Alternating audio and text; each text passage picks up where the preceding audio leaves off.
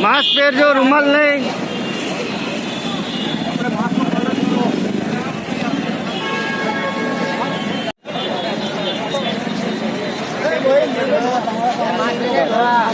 बस बस हम बता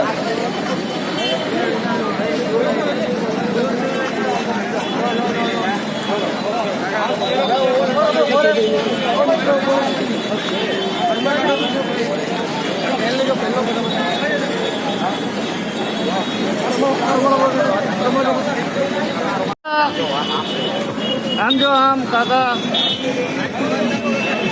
मास्क पहरो पेला पाछळ बेन ने आपो बेन मास्क पहरो पेला बेन ने मास्क आपो मित्रों मास्क लो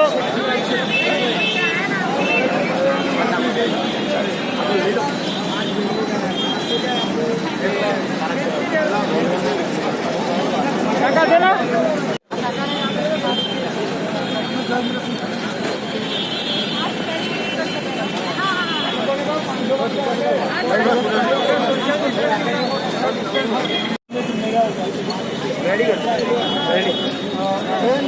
सरकार द्वारा टीएमसी टार्गेट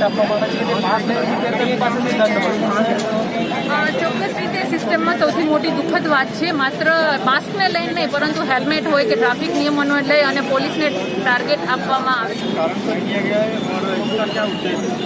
देखिए हमें पता है कि हमारा देश कोरोना जैसी महामारी में से पसार हो रहा है। आज सबकी आर्थिक कमर टूट चुकी है। इन दौरान हम देख रहे हैं कि सरकार की नीतियाँ बदलती रहती है। मास्क को लेके भी देखें तो 200 में से 500 की ऐसे मन चाहे दंड को डाल के लोगों पे इतना बर्डन डालते हैं कि एक जो आम इंसान है और पुलिस स्टाफ है, जो पुलिस सिस्टम, उसके बीच घर्षण होते रहते हैं। मास्क को लेके हमने सुना है कि बहुत से लोगों को मारा गया है, उसके कान के पर्दे को फाड़ दिया गया है। एक सिकरवा ने अपने पेट के शिशु को खो दिया। एक आर्मी मैन आज भी कस्टडी में जेल में है। मास्क की वजह से उसको पकड़ा गया। आर्मी मैन और हमारे सिविलियन जो पुलिस है उसके बीच घर्षण होते हैं। तो ये सब बातों को ध्यान में लेते हुए समग्र एनसीपी टीम और यहाँ की हमारी जो अहमदाबाद की युवा की जो टीम है उसने एक कार्यक्रम रखा है, एक अवेयरनेस का, जो प्रजा और पुलिस के बीच का जो संबंध है उसको सही करने के लिए हमने आज पूरे अहमदाबाद में अलग अलग जगहों पे मास्क का वितरण किया है। और हमारी युवा टीम ने बहुत मेहनत करके सभी जगह पे मास्क पहुंचाने की पूरी कोशिश की है, जिसकी और पुलिस तंत्र को भी हमने एक मैसेज दिया, एक रिक्वेस्ट किया है कि आप भी अपना जो वलन है वो सॉफ्ट बनाए, जिसकी वजह से प्रजा में एक अवेयरनेस आए। और पुलिस ने भी बहुत साथ सहकार दिया है। उन लोगों ने भी हमें मास्क दिए जो बोले कि आप भी हमारी तरफ से प्रजा को मैसेज दीजिए कि वो मास्क पहने। तो उस हिसाब से हमने एक जागरूकता का कार्यक्रम गुजरात में प्रोग्राम में खाली अहमदाबाद सिटी में एक कार्यक्रम है। हमारे यूथ के अहमदाबाद सिटी के प्रेसिडेंट है जयेंद्र सिंह और पूरी टीम है उसकी, और हमारी महिलाओं की भी जो टीम है, हमारी पूरी एनसीपी गुजरात की जो टीम है, उन सब ने यहाँ पे उपस्थिति हाजिरी दी है। और हमने पूरे अहमदाबाद में इस कार्यक्रम को किया है। और साथ साथ में अलग अलग जो सिटी है जैसे सूरत है, जूनागढ़ है, राजकोट है, वहाँ पर भी हमारे जो कार्यकर्ता है वो अपने हिसाब से अवेयरनेस फैलाते रहते हैं। कॉर्पोरेशन में जो मास्क ना पहनने का जो 200 से 500 रुपया का कहाँ तक क्या ये होना चाहिए? हम उसका सख्त और कड़े शब्दों में विरोध करते हैं और उसके लिए हमने 2 दिन पहले आवेदन पत्र भी दिया है। अगर इस जो हमने आवेदन पत्र में लिखा है कि मास्क का दंड हटाना चाहिए और हटा के प्रजा में अवेयरनेस है, इसलिए पुलिस तंत्र जो भी मास्क नहीं पहनते उसको मास्क पहना के अवेयरनेस और एक प्यार भरा बॉन्डिंग बनाना चाहिए। अगर हमारी मांग पूरी नहीं होगी तो हमने उसमें अवधि डाली है कि 27 तारीख को, आने वाली 27 तारीख को हम प्रतीक उपवास करेंगे पूरे गुजरात में अलग अलग जगहों पे। वो हमने अवधि डाल के आवेदन पत्र दिया, इसलिए हम इस दंड का सख्त विरोध करते हैं। मास्क पहनना बहुत जरूरी है। प्रजा को मैसेज के साथ हम तंत्र को और सरकार श्री को विनती करते हैं कि प्रजा पर दंड मत डालिए, उसको समझाइए, उसमें अवेयरनेस लाइए। अच्छा, बिजली का जो बिल का मुद्दा है आज की तारीख में जो काफी ज्यादा आ रहा है, इसके बारे में आप क्या कहें? देखिए, बिजली का भी इस बार मैंने सुना है कि आधे-धड़ मतलब कोई ठिकाना नहीं है, कोई कैलकुलेशन नहीं है और बिल सबको दिए गए हैं। तो इस जो हमारा बजट 20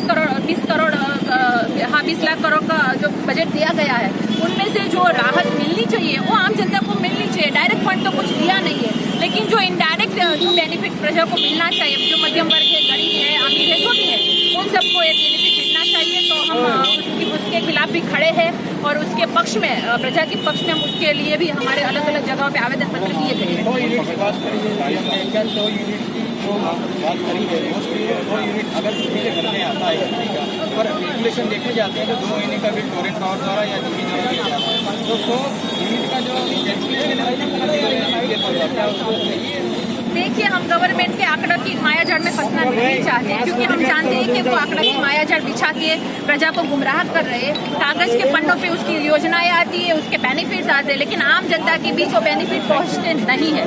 इसलिए मैं कड़े शब्दों में इतना ही बताना चाहती हूँ कि जो भी आप बेनिफिट देना चाहते हो वो लाभार्थियों को लाभ मिले उस हिसाब से दीजिए। बस मेरी यही विनती है। जो भी उसमें त्रुटि रहेगी उसमें समग्र एनसीपी गुजरात जमकर विरोध करेगी और प्रजा के पक्ष में हम अपना आवाज रखेंगे। અધિકારીઓ અને પોલીસને માસ્ક ના પહેરતા નાગરિકો પાસેથી દંડ ઉઘરાવવાનો ટાર્ગેટ આપવામાં આવે છે શું? 100% સાચી વાત છે। માત્ર માસ્કના નામે નહીં, પરંતુ હેલ્મેટ હોય કે કોઈ પણ ટ્રાફિકના નિયમોને લઈને એ લોકોને ટાર્ગેટ આપવામાં આવે છે। એટલા માટે જ ક્યાંક ને ક્યાંક ટાર્ગેટ પૂરતા જ નિયમો રહી ગયા છે। એના માટે અમે ઘણા આવેદનપત્રો પણ આપ્યા છે અને અવેરનેસ ફેલાવવા માટે આજે અમે અહીંયા અમારી યુવા ટીમ અમદાવાદ દ્વારા અને સમગ્ર ગુજરાતમાં પણ ઠેર ઠેર જગ્યાએ માસ્ક વિતરણ કરી અને એક જાગૃતતા ફેલાવવાનો એનસીપી ટીમે એક પ્રયાસ કર્યો છે। અમે પોલીસ અને જે આપણા સામાન્ય લોકો છે એ વચ્ચેનું બોન્ડિંગ છે જે એને વધારવા માટે એક પ્રેમભળું અને કોમળ બોન્ડિંગ બને એના માટેના અમારા પ્રયાસ છે। અમે માસ્ક પહેરવાનો વિરોધ નથી કરતા, પરંતુ માસ્કના નામે જે 200 ને 500 રૂપિયા દંડ વસૂલવામાં આવે છે એમાં સામાન્ય પ્રજાની કમર તૂટી ગઈ છે આર્થિક રીતે, એના ઉપર પાટું મારવામાં આવે છે। તો આનો અમે સખત વિરોધ કરીએ છીએ। એટલા માટે સમગ્ર એનસીપી ગુજરાત આજે માસ્ક બાંટી રહ્યું છે અને અમદાવાદમાં સખત રીતે કાર્યક્રમ ઠેર ઠેર જગ્યાએ અમે કરી રહ્યા છીએ। અને મારે એટલો જ મેસેજ આપવો છે કે જે રીતે પોલીસ તંત્ર પણ ઘણા સારા અધિકારીઓ છે, અત્યારે અમને બહુ સારો અનુભવ થયો, એ લોકો એમને સહકાર આપ્યો, સામેથી માસ્ક આપ્યા અને પ્રજાને મેસેજ આપવા માટે પણ કહ્યું કે એ લોકો માસ્ક કમ્પલસરી પહેરે। એટલે આમાં સૌથી વધારે કોઈનો વાંક હોય તો ભારતીય જનતા પાર્ટીની સરકારનો વાંક છે, કારણ કે સરકારશ્રીએ સિસ્ટમને એટલી ખરાબ અને એટલી કરપ્ટ બનવા મજબૂર કરી છે કે ટાર્ગેટો આપે છે, અધિકારીઓ શું કરે, ટાર્ગેટ ના પૂરા કરે તો એ લોકોને ઉપરથી પ્રેશર આવે છે। તો આ બધી વસ્તુ સુધારવી જોઈએ। સરકારે ટ્રાન્સપરન્ટ નીતિ અપનાવવાની જરૂર છે। જનતા પાર્ટીને એની પાછળ શું મનસા છે? ભારતીય જનતા પાર્ટી માત્ર ને માત્ર પ્રજાને લૂંટી રહી છે। જ્યારે કોરોના આવ્યું ત્યારે ફંડ ઉઘરાવી, એક સિમ્પથી ક્રિએટ કરીને ફંડ ઉઘરાવી અને પૈસા ખરીદ્યા અને એ પૈસાથી એમએલએ ખરીદવાનું કામ કરે છે। ભારતીય જનતા પાર્ટી માત્ર ને માત્ર પૈસાને લૂંટી અને ફંડ કેમ ભેગું કરવું, એને એવું છે કે હવે પ્રજા અમારા સિવાય કોને વોટ આપવાની છે, એમની પાસે ક્યાં જશે। એટલા માટે એક હતું શાસનના કારણે આજ ગુજરાતની આ પરિસ્થિતિ છે, આપણા દેશની આ પરિસ્થિતિ છે। એટલે હું જનતાને પણ અપીલ કરું છું કે હવે તમે પક્ષ ના જોવો, કમળને ના જોવો, તમે પક્ષ બદલો। આ ગરીબોની સરકાર નથી, આ માત્ર પોતાના નેતાઓની અને પોતાના સત્તાની સરકાર છે। એટલા માટે અમે તમારા માટે આવ્યા છીએ। અમે બહુ સામાન્ય પક્ષમાંથી આવીએ છીએ, અમારો કાર્યકર્તા ગણ બહુ ઓછો છે, પરંતુ આજ પણ અમારી હિંમત અને જજ્બા એટલો છે કે અમે લડી અને પ્રજાના હક માટે અવાજ ઉઠાવીશું। હેલો, જય હિન્દ, જય ભારત। આજે સમગ્ર અમદાવાદમાં અમારી એનસીપી ટીમ, એનસીપી યુવા ટીમ અહીંયા એક અવેરનેસનો કાર્યક્રમ કરી રહ્યા છે। અમે લોકો પ્રજામાં અને પોલીસ વચ્ચેનું જે બોન્ડિંગ છે, આ બોન્ડિંગ પ્રેમથી વધવું જોઈએ। આજે સરકારશ્રીની આડેધડ નીતિ નિયમોના કારણે પ્રજા ખૂબ જ હેરાન થઈ ગઈ છે, એવું અમે પ્રત્યક્ષ અહીંયા જોઈ રહ્યા છીએ અને આજે હું તમને રૂબરૂ કરાવીશ। અમારી એનસીપી ટીમે સમગ્ર ગુજરાતમાં માસ્ક બાંધી અને એક પાર્ટી અને એક કહેવાય છે કે પોલીસ અને પ્રજા વચ્ચેનું ઘર્ષણ ઓછું થાય, બંને વચ્ચેનો પ્રેમ વધે, બંને એક સમજદારીથી માસ્ક પહેરવું જરૂરી છે, પરંતુ 200 ને 500 દંડ વસૂલવામાં આવે છે, એનો અમે સખત વિરોધ કરીએ છીએ અને એના જ વિરોધના ભાગરૂપે અમે એક અવેરનેસ ફેલાવ માસ્ક બાંધી રહ્યા છીએ. સમગ્ર અમારી એનસીપી ટીમ થોડું કેમેરો ફેરવું બતાવો. પૂરેપૂરો અમે સોશિયલ ડિસ્ટન્સિંગનું ધ્યાન રાખીએ છીએ, પરંતુ આપને પણ ખબર છે કે સોશિયલ ડિસ્ટન્સિંગનું ધ્યાન રાખતા રાખતા પણ ક્યાંક ભૂલચૂક થાય તો માફ કરજો. પરંતુ અહીંયા જે પીડિતો છે, અહીંયા જે છે રાજસ્થાનથી, અહીંયા બેન અહીંયા છે, આ ભાઈ અહીંયા છે, એમને કંઈ પોતાની પીડા વ્યક્ત કરવી છે, તો આપ સાંભળો કે એમને. જી ભાઈ, आपको क्या बोलना है? मैं यहाँ से लॉकडाउन से 23 अगले महीने हुआ ना, लॉकडाउन 22 मई को हुआ था ना, आप बोलो. 23 मार्च 22 मई को हम 23 मार्च या 24 मार्च को गए ना, तो हमारे को कोई शब्द नहीं हुआ था। और फिर यहाँ मास्क बांधने, हम रूमाल बांधे, ऐसे अभी ये बहन ने दिया था मेरे को, हम रूमाल बांध के जाते तो भी 500 रुपये पुलिस वाले ने लिया था। रूमाल निकाल के हाँ, कोई बात हाँ, वो ऐसे बोल रहे। और फिर भी हमारे ऐसा है कि कोई भी आता जाता है ना, कोई भी आदमी राजस्थानी होता है, हम राजस्थान के, फिर भी हमारे को दंड देता है 500 रुपये, देख लेता है ना पुलिस वाला, फिर भी 500 रुपये दंड है। बेन, आप बोलो. अब बोलो। हाँ, और मेरे छोटे छोटे बच्चे हैं, अब मैं उनको क्या खिलाएं, क्या नहीं खिलाएं? और फिर बोला 5 किलो गए और वो कुछ हुए। और फिर क्या बोलते हैं, बोला रूमाल नहीं चलता है, मास्क चलता है। लॉकडाउन बंद हुआ था, उसमें भाड़ा माफ था, मेरे 5000 रुपये भर दिया भाई साहब, और रूम भाड़ा भी नहीं हुआ है। रूम भाड़ा भी नहीं मान रही है। और फिर क्या बोलते हैं, और फिर बच्चों को खाने के लिए पैसा भी नहीं है, तो मैं क्या करूँ, काम नहीं मिलता है। और मकान वाली बोलता है कि खाली कर ऐसा।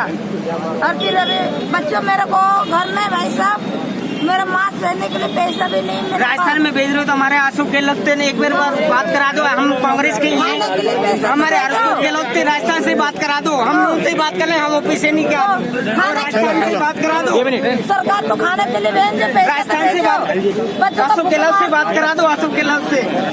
इन्फेक्शन हो जाती है उंगलियों में, उंगलियों में। इसी तरह सरकार ने गरीब लोगों को हैरान करे, परेशान करे, वो भी उनके सभी कार्यों फायदा उठा रहे हैं लोग, लॉकडाउन का फायदा उठा रहे हैं, पूरा भाड़ा भर रहे हैं, बोला लॉकडाउन में सब कुछ छूट जाएगा। पुलिस को कहाँ तक अपने पे काबू रखना चाहिए, किसी को भी समझाने के लिए और किसी को दंड लेने के लिए। तो बात करेंगे आज रेशमा पटेल से, जो खुद एनसीपी की महिला। जी, आज पूरे अहमदाबाद में हमारी जो युवा एनसीपी युवा टीम है, हमारे अहमदाबाद के प्रेसिडेंट हैं जयराज जी भाई, जयेंद्र भाई, और पूरी युवा की जो टीम है, लोगों ने अहमदाबाद में एक अवेयरनेस का जागरूकता का कार्यक्रम किया है। कार्यक्रम का हमारा एक ही उद्देश्य है एनसीपी का, कि जो प्रजा और लोगों के बीच जो घर्षण होते हैं वो कम होने चाहिए। आपने सुना होगा कि मास्क को लेके बहुत से घर्षण होते हैं, प्रजा को बहुत सी पीड़ाएं सहन करनी पड़ती है, गरीब मजदूर के पास से 500 रुपये की नोट वसूली जाती है दंड के नाम पे, उसके लिए पूरी 15 दिन की रोजी रोटी छीनी जाती है। तो इन सब के विरोध में हमने 2 दिन पहले आवेदन पत्र दिया था और साथ में मास्क भी बांटे थे। आज भी हमने अलग अलग एरिया में मास्क बांट के एक अवेयरनेस फैलाने की कोशिश की है। हमने पुलिस के साथ भी बात की, जो पॉइंट पे खड़े थे उन लोगों ने भी बहुत अच्छा रिस्पॉन्स दिया है। उन लोगों को हमने रिक्वेस्ट किया है कि आप भी थोड़े सॉफ्ट बन के प्रजा से बात कीजिए, उसको मास्क बांट के आप अवेयरनेस फैलाइए, जिसकी वजह से एक प्रजा और पुलिस का जो बॉन्डिंग है वो सही होना चाहिए। हमारी सिस्टम इतनी भ्रष्ट और करप्ट हो चुकी है और इसके पीछे जो कोई जिम्मेदार हो तो मैं मानती हूँ कि भारतीय जनता पार्टी की सरकार है, क्योंकि भारतीय जनता पार्टी की सरकार ने हमेशा अपना फायदा देखा है। कैसे 500 रुपये 200 रुपये वसूल के अपनी तिजोरी कैसे भरी जाए, गरीब का ना तो सोचना है, ना तो सुनना है, ना तो उसके विषय पे कुछ अवेयरनेस लानी है। बस सिर्फ और सिर्फ दंड वसूल के एक दादागिरी करके ठोकसाई से वो लोग शासन चला रहे हैं। तो उन सबके विरोध में पूरी समग्र गुजरात की एनसीपी आज एक्टिव है और हमने उसको 10 दिन का समय भी दिया है। 10 दिन यानी कि 27 तारीख तक अगर इसमें कोई सकारात्मक अभिगम नहीं मिलेगा सरकार की ओर से तो पूरी गुजरात में एनसीपी प्रतीक उपवास पे उतरेगी और एक पूरा आवाज़ है वो प्रजा के सामने जाके हम बुलंद करेंगे। उस हिसाब से हमने कार्यक्रम किया। अच्छा, अभी बिजली के बिल लॉकडाउन के समय में सीएम के द्वारा कहा गया था कि बिजली के बिल के 100 यूनिट माफ किया जाएगा, तो क्या लगता है कि 100 यूनिट सभी के माफ हुए? देखिए, बहुत सी योजनाएं आती है, 20,000 करोड़ के पैकेज आते हैं। जो पैकेज का हम बेनिफिट देखा जाए तो किसी को बेनिफिट नहीं हुआ है। वैसे कागज पे रही योजना, ये कागज पे ही रहती है। प्रजा यहाँ पे लाइन में खड़ी होती है, डॉक्यूमेंटेशन का कोई ठिकाना नहीं होता, कोई सिस्टम का ठिकाना नहीं होता। प्रजा को पता नहीं होता कि उसको 1 लाख रुपए मिल रहे हैं तो कहाँ से लेने।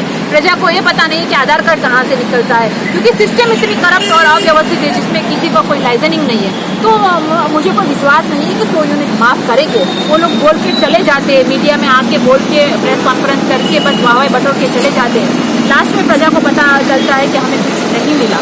तो मेरा यहाँ एक ही सुझाव है सरकार से कि आप ये योजनाओं के थ्रू बेनिफिट मत दीजिए, सबको डायरेक्ट बेनिफिट दीजिए ना। डिजास्टर एक्ट के हिसाब से अगर हम देखा जाए जो पैकेजेस मिलती है वो तो डायरेक्ट बेनिफिट मिलना चाहिए, डायरेक्ट पैसे मिलना चाहिए। जैसे हम यूएसए की कंपेयर करते हैं तो यूएसए में सबको पैसे कैश मिलते हैं, तो यहाँ पर भी प्रजा को कैश डाल दीजिए ना उसके अकाउंट में। क्यों नहीं डाल रहे? क्योंकि अगर वो डायरेक्ट डालेगी तो डायरेक्ट बेनिफिट मिलेगा। वो बीच में करप्ट लोगों को क्या करेंगे? उसको करप्शन के, उसके वोट बैंक के, उसको कैसे संभालेंगे? उसके जो चमचागिरी करने वाले लोग हैं उसको कैसे खुश करेंगे? इसलिए कंपनियों को बेनिफिट देते हैं और कंपनियां प्रजा को बेनिफिट नहीं देती, वो सिर्फ उल्लू बनाने का काम करती है। अच्छा, अहमदाबाद के विरोध पक्ष के नेता दिनेश शर्मा ने भी इसके बारे में विरोध किया था, उसके बाद अभी तक पुलिस कार्रवाई नहीं करेगी, तो क्या लगता है कि कहीं ना कहीं विरोध पक्ष के नेता यानी कांग्रेस और भाजपा एक तो नहीं हो गई? देखिए, मैं ऐसा नहीं बोलना चाहती कि कोई एक है या अलग है। विरोध पक्ष का काम विरोध करना है, लेकिन सुनने का काम सरकार का है। अगर विरोध पक्ष विरोध ना भी करे तो उसको सुनने की जरूरत है। लेकिन वो बोलते हैं ना कि अंधी और बहरी और गूंगी सरकार, गूंगी तो नहीं है लेकिन अंधी और बहरी है। बोलना तो बहुत आता है लेकिन सुनना उसको आता नहीं है। तो भारतीय जनता पार्टी की सरकार को हम एनसीपी के पूरे गुजरात की ओर से इतना विनती करते हैं कि प्रजा के प्रश्नों को सुनिए, मजदूरों की बात सुनिए, गरीबों की बात सुनिए, जो मध्यम वर्ग है उसकी कमर टूट चुकी है उसकी बात सुनिए, उसको बेनिफिट हो ऐसा कुछ कीजिए, ना कि कागजों पे लिखा हुआ आपका पैकेज हमें नहीं चाहिए जो मुरुक जट जैसा है। अच्छा, 27 तारीख को जो आपका प्रोग्राम होने वाला है आंदोलन के टाइप का, वो किस तरह का होगा? क्या उसके अंदर सरकार विरोधी होगा कि पब्लिक के विरोधी होगा कि पब्लिक के फेवर में? देखिए, हम जो भी करते हैं वो किसी के विरोध में नहीं, हम सरकार की आंखें खोलने के लिए करते हैं और प्रजा के हित में, प्रजा के पक्ष में करते हैं। हमारा जो कार्यक्रम है उपवास का गांधी इंडिया मार्ग पे हम पूरा गुजरात एनसीपी अलग अलग जगहों पे कलेक्टर कचेरी के सामने उपवास करेंगे। जिला शहर में अलग अलग जो भी माध्यम है उसके वहाँ पे जाके हम उपवास करेंगे। प्रतीक उपवास का हमारा कार्यक्रम है। हमें पता है सरकार के खिलाफ जब भी आवाज़ उठता है तब वो हमारी आवाज़ को दबाने की पूरी कोशिश करती है।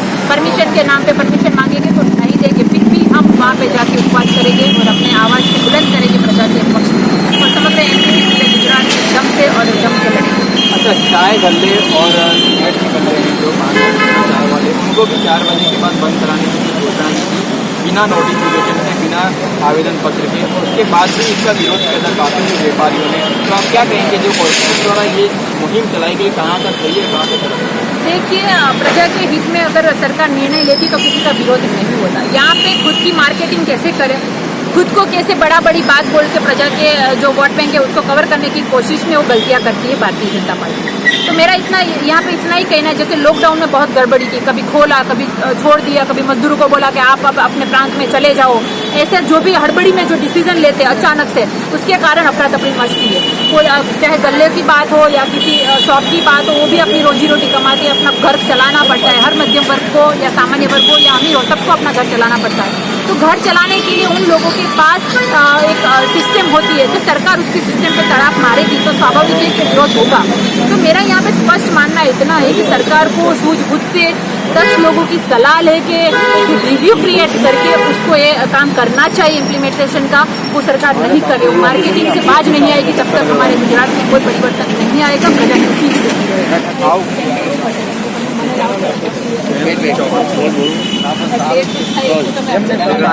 चौहान है, कार्यकारी युवा प्रमुख राष्ट्रवादी कांग्रेस पार्टी। तो जो सरकार ने मतलब जो 500 रुपये का जो दंड जो किया है वो बिल्कुल गलत है। हम सब इनके खिलाफ है, जो भी है। मतलब आम जनता उसमें बहुत सारा उनको प्रॉब्लम हो रहा है, क्योंकि आज उनके पास नौकरी नहीं है, कोई वो नहीं है उनके पास, तो क्या करे वो, कमाने का उनके पास कोई है नहीं, कोई वो नहीं। तो 500 रुपया लाया तो कहाँ से लाया? हम लाइव गए थे सबके पास में, तो उनके पास उनके प्रश्न कैसे हल करे उनका। पहले तो सरकार से मेरी निवेदन है, तो ये जो 500 रुपये का उन्होंने किया है मतलब रद्द करे। तो फिर हम जनता के बारे में सरकार चला रही है वो सही नहीं है। एक बार एक साइड से वो ऐसे बोलते हैं कि ऑनलाइन मतलब मोबाइल आप क्लियर कर, मोबाइल से आप करते हो तो बोले लड़कों की मतलब आंखें खराब हो जाती है। तो मतलब वो कहाँ से ऑनलाइन का हो गया, तो अब आंखें खराब नहीं होती। मेरे वो भी मेरे सरकार से कहने का मतलब है कि आप जब बोलते हो कि भाई ऑनलाइन एजुकेशन हो, तो मतलब नहीं है सरकार क्या ये ऑनलाइन एजुकेशन से क्या उनके फी मतलब वो फंड जमा करते हैं तो उनको पढ़ाई क्या जब वैसे भी पढ़ाई नहीं दे रहे तो यहाँ का ऑनलाइन कहाँ पढ़ेंगे लड़के। ऑनलाइन एजुकेशन एक नाटक है, सिर्फ नाटक है। बच्चों जो स्कूल में नहीं पढ़ पाते हैं, गुजरात सरकार का रिजल्ट देख लो आप, शायद गुजरात का रिजल्ट देखोगे 2 लाख विद्यार्थी है जो गुजराती में फेल है।